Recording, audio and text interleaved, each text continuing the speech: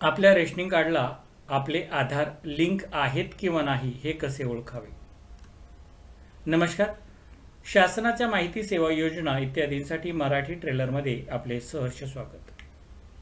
आपल्या मोबाईलच्या माध्यमातून अगदी घर बसल्या तपासा आपल्या रेशनिंग कार्डला किती आधार क्रमांक लिंक आहेत ते. सध्या आधार कार्ड हे भारतातील एक मुख्य ओळखपत्र बनले आहे. आधारच्या युनिक नंबरमुळे कार्ड धारकांची आयडेंटिटी अर्थात ओळख पटवणे हे तेथील डेमोग्राफिक आणि वैशिष्ट्यपूर्ण बायोमेट्रिक डेटामुळे सहज शक्य होते.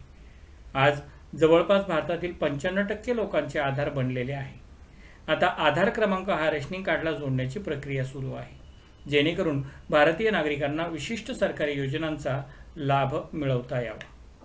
जसे की पांढऱ्या शिधापत्रिका धारकांना घेता येणार विविध योजनांचे लाभ.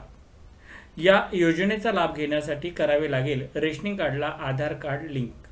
तर आपण थोडक्यात पाहूया की हे रेशनिंग कार्डला आधार कार्ड लिंक करण्याची प्रक्रिया कशी आहे, तीही मोबाईलच्या माध्यमातून. आपल्या मोबाईलच्या प्ले स्टोअरमध्ये जाऊन मेरा रेशन नावाचं ॲप्लिकेशन सर्च करा.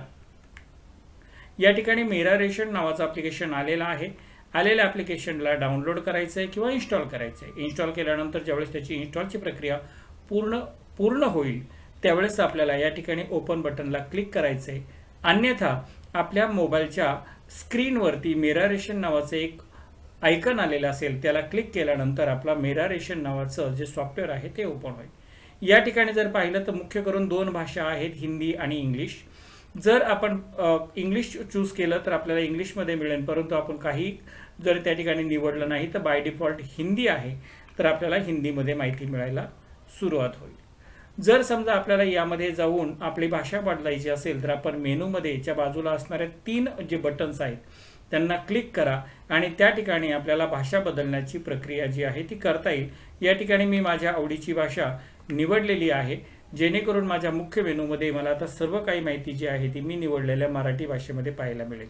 यामध्ये सर्वप्रथम मी माझी नोंदणी करू शकतो, परंतु मी काही लोकांचं आधार लिंकिंग केल्यामुळे मी आता पहिलं पाहणार आहे की मला माझ्या रेशनिंग कार्डचा नंबर शोधायचा आहे. मी लाभ माहिती या बटनला क्लिक केल्यानंतर माझ्या बाजूला स्क्रीनवरती आपोआप आपला पर्याय निवडा असे 2 पर्याय आलेले आहेत. एक आहे रेशन कार्ड क्रमांक आणि दुसरा आधार क्रमांक.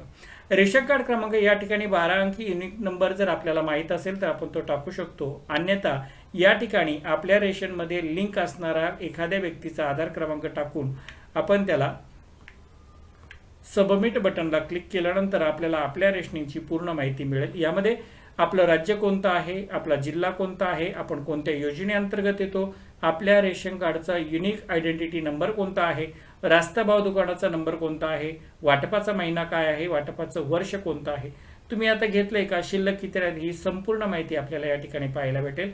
यामध्ये सर्वात महत्त्वाचं आहे रेशन कार्डचा 12 अंकी नंबर, जो आपण या ठिकाणी लिहून किंवा कॉपी करून घेतलेला आहे.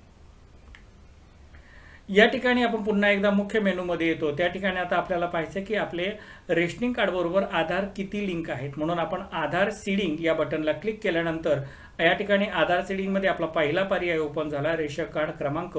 जो 12 अंकी आपण युनिक नंबर घेतला होता तो 12 अंकी युनिक नंबर आपण या ठिकाणी टाकला आणि सबमिट बटनला क्लिक केल्यानंतर आपल्याला मेरा रेशन ह्या स्क्रीनवरती संपूर्ण कुटुंबातील सदस्यांची संख्या, ज्यांनी आधार लिंक केलेला आहे त्या सर्वांची माहिती आपल्याला उपलब्ध होईल.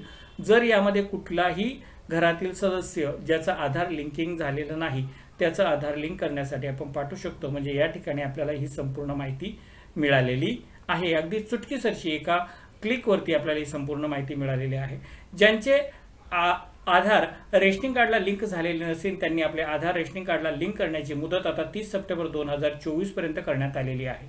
तरी सर्वांनी आपले आधार कार्ड रेशनिंग कार्डला लिंक करून घ्यावेत, जेणेकरून आपल्याला सरकारी योजना मिळवण्यात कोणताही अडथळा निर्माण होणार नाही. धन्यवाद.